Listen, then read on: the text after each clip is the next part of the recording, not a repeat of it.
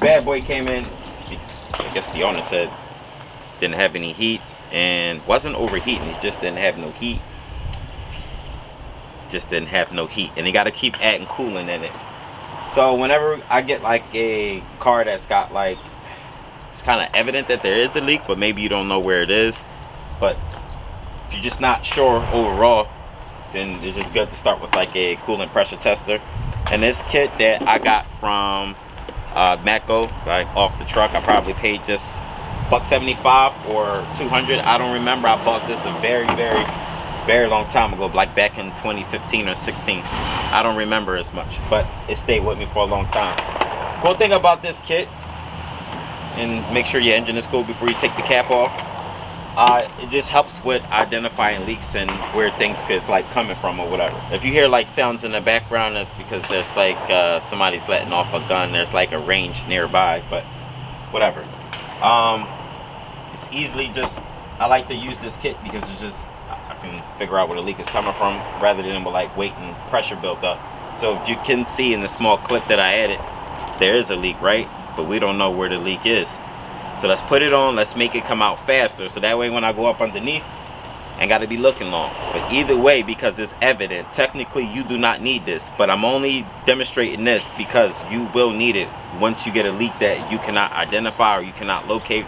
It's best to get a coolant pressure tester, and you can buy like a knockoff kit, I imagine off Amazon. I'll leave a link in the description, and in the comment section, you guys just click on it, check it out. Next time you got a problem, you got this tool, and it could pays for itself pretty much. So on this one, I don't believe I need an adapter. I can just go ahead, and a lot of Dodge products, I can just go ahead and lock it down. Make sure, wait, come on. Now, let's lock it down. It's a little retarded lockdown. Good. Then I pump air in it. Now I'm not gonna put much. I'll probably put like 10 PSI, and it already got a leak, but it may not even go up there because the pressure. Keep pumping it up. You'll see the gauge go up. I don't need to show you the gauge. My sight glass is like smudged or smeared from like brake cleaner I had a long time ago. I tried to clean it with brake cleaner. Don't ask me why I did that dumbass shit. I said I had the kit for a long ass time. So pump it up. We're where we need to be. And I'm gonna go underneath, or at least jack it up more, and we're gonna verify this leak and see where it's coming from. My guess, it's the water pump, and I'll show you the water pump.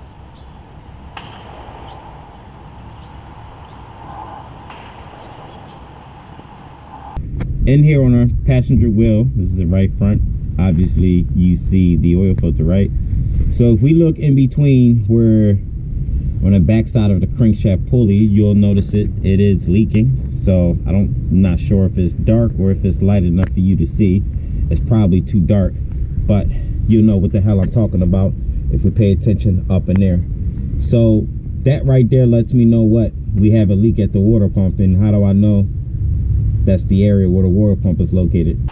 This was the replacement engine. This is the 4.0, so it's very similar to the 3.5. I'm not going to say nothing about the 3.6. I'm specifically speaking about the 3.5 and the 4.0. So the water pump is located right here. You see this cone shape right here sticking out this case right here.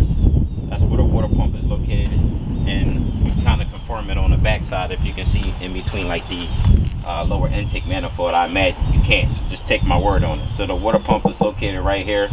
So it's integrated with the timing system. So what does that mean? We have timing component stuff to do, replacing timing belt. You got the tensioner right here. That's what we was looking at underneath the car. I imagine it's probably got to get pressed off because it got some points where it looked like you can grab it and press it off. So once you get that out, it's pretty much like straightforward. Remind me of like doing a job like a timing belt on like a Honda Civic or something like that, or 3.5 Honda Accord or whatever. That's literally what it reminds me of. I've done timing belts before on Chrysler engines, timing chain, timing belt on various makes and models and stuff like that. So for me, it's just like a walk in the park, and it's just the way I said it. Unless I have a problem with one of the bolts and stuff like being old and breaking or something like that. Other than that, it's pretty much straightforward. So let's see where we're going to get these parts from.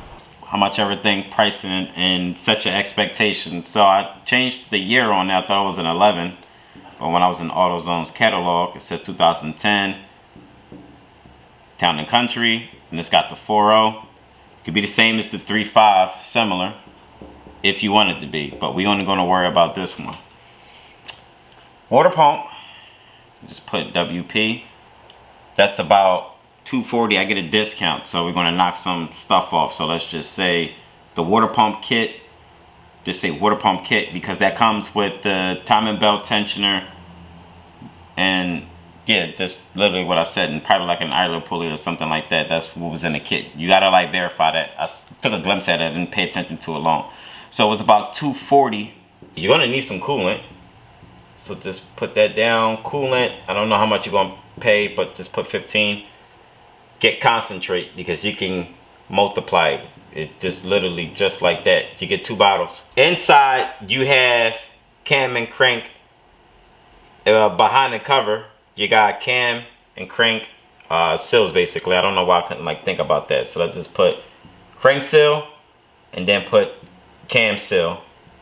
Now you should have 2 cam seals, obviously, 1 for each bank, and there's only 1 crankshaft, right? So we got that squared away. Make sure they're not leaking. If they leaking, just to do those, it's not like a hard job. That will make the job a lot longer and extensive. If it's not leaking, don't touch it. Leave it alone. Don't fix something that's already like working pretty much. You just worry about what you need to worry about. If it's not leaking, do not worry about it. The system is just that timing cover itself. There's no oil behind it, so you don't have to worry about nothing getting sealed. So set water pump, coolant, cam and crank seals. Make sure they sturdy. Most likely you'll probably need a vacuum bleeder. And just put vacuum, VCB, vacuum bleeder. You may or may not need it. I don't know. It might be, there's a 50-50 shot for you that you will need it. For me, I'm going to use it for GP, because once I just fill it up, I'm going to literally move on. That's literally what I'm going to do. While I have this repair, I'm going to back flush, do a couple stuff like, do like a back flush, and it's just, I just want full heat. I don't want no problem, because the issue, he had no heat. That was always the issue, and he didn't see a leak, no leak, but obviously I saw the leak, right? So I want to back flush the heater core and back flush the radiator. Why am I going to do this? Because there could be debris inside messing up like the flow, circulation. Either way, I want sturdy heat. So I'm just doing process of elimination. Even if it don't need a back flush, I'm going to back flush it anyway. This job is not saying it's straightforward. I don't know book time what you be looking at probably, but it could take you up to let's just say 3 to 4 hours to do. And I don't know how you work, what tools you got. For me, I can knock it out in this time frame, and I'm confident about that. There's plenty of room, there's space.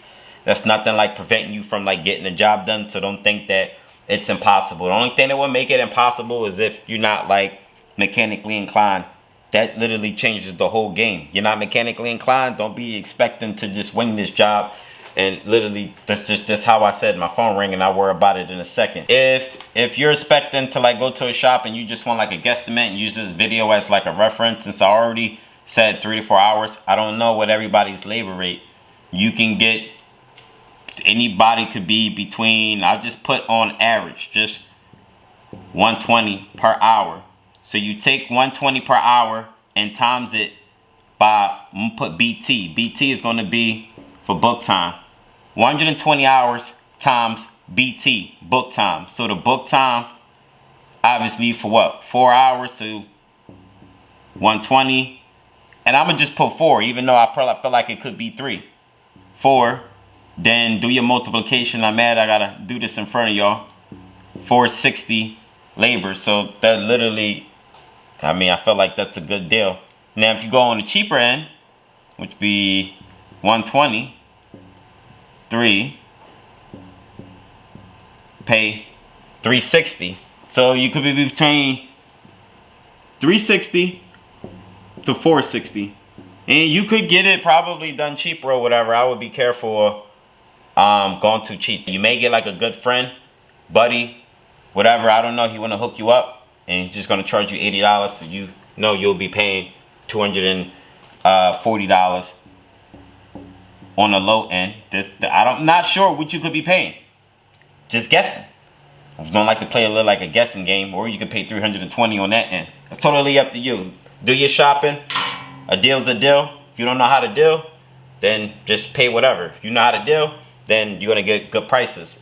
Like I said, if anybody like complicate the job, oh, we need to do this, or we need to, no, the job is not extensive. You don't need to do like valve cover gaskets. You don't need to change the oil. You don't, no. It's literally like a maintenance type job. You go in there carefully. Now the only thing I can say about this job is if you mess up, you're gonna be paying a lot. When I say mess up, just I think that is a non-interference engine, so you could be good in terms of if you mess up on the timing, the valves are not going to touch because it's not interference. I think it's not interference. If it's interference, which someone should do the DD and put it in the comment section and let people know if it's an interference engine, then you need to be precise on your timing and make sure you're cool. You don't need no timing, no tools to hold the cam and crank. I almost never use those type of tools. I have my own tools and remedies and stuff like that, little tricks to alternatives for specialty tools. So with the experience I got, I'm automatically Gucci.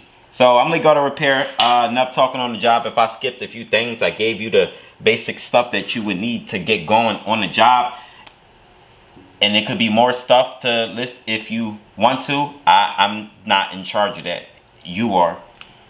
That's up for you to figure out. My job was to help you figure out where your leak was coming from. What steps can you take? How can you go about it? And literally just that. So you hit the like button, subscribe button, and if you stick with me, I will post a how-to video that lines up with this video so they can go hand in hand. So when you find one, you find the other, and just give y'all the content. It could be done. I'm Leekautorepair. Enough all that talking.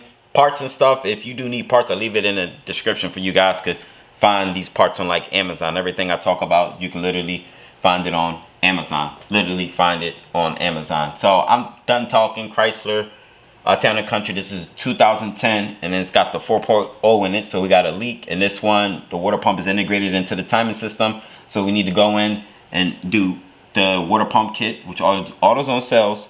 They got everything you need. So I'm done. Make sure you hit the like button, and I'll holla at y'all. If I can get another light in there for you guys, so that way we can get some transparency and get this belt over here. So I'll talk about the timing belt in a second. We'll worry about the water pumps. I'm going to work off all of these 10mm bolts. Let's get in there.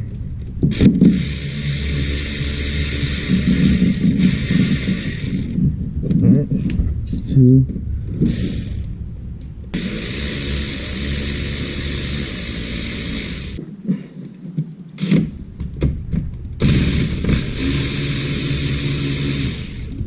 So I'm going to work off the last bolt.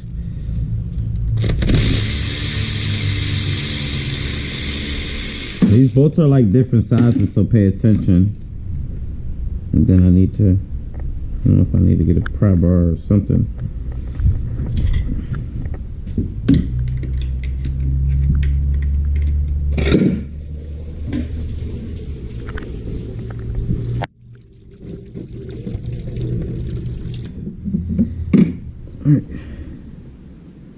So the propeller seems good along with like the bearing, so I don't think we had an issue with that. The issue was it was leaking. So you can see like the corrosion build up like on the corners. It looked like it was leaking right about here. And not on top of that, the gasket is like flat, like flat. So usually that's just what happened. It just wasn't sealing anymore, and then air started getting up in here. That's why stuff is crusty. And let's clean it off. I'll probably get some Scotch-Brite, go around the surfaces, make sure they clean, and get the new water pump on. Quick tips. So I like to at least reduce space, so that way I don't have like slack in the belt. When I say slack in the belt, your finger should be able to just do that only. Shouldn't be loose, and that goes for this side too. So what I'm saying is, in between the pulley, left and right of the water pump, should be no slack. It should be springy, but not like loose. Timing marks are lined up, one right there, and then one in the back, which that's why I didn't get detailed on doing the repair, because I was going to have a hard time showing you guys within a tight space and dark spots and stuff. You're going to grab a telescopic like mirror, and you can line it up that way when you angle the mirror. Be careful not to move. You may have to grab a long ratchet wrench and crank the camshaft over just a hair, just to get the belt to line up, and then you can set it back. Do not do it more than like half a teeth, or probably not even half a tooth. I mean, you don't need to like really like rotate it. It is spring loaded, so it may rotate over. Just rotate it back. Don't freak out or nothing. So make sure, well, it's like when you hold your pants up and you got a one hand holding it, and then you like loose like looping it up, and like still you don't want to lose that tightness, so you keep one hand on pressure on it and get the other arm or hand to like lock it up. So it's like the same principle. So you go around the grooves, make sure there's no slack, there's no space, no nothing, no gap, no nothing around it. And then the same applies for like the lower one. So now I'm going to work the tensioner on. Put that right here. This is a little tight, and then the workspace here, it's not that good as well too, because my lights are like dying. But I lifted the vehicle up because this axle's gonna get in the way, but they made it where you can maneuver it out, like the little shape they got.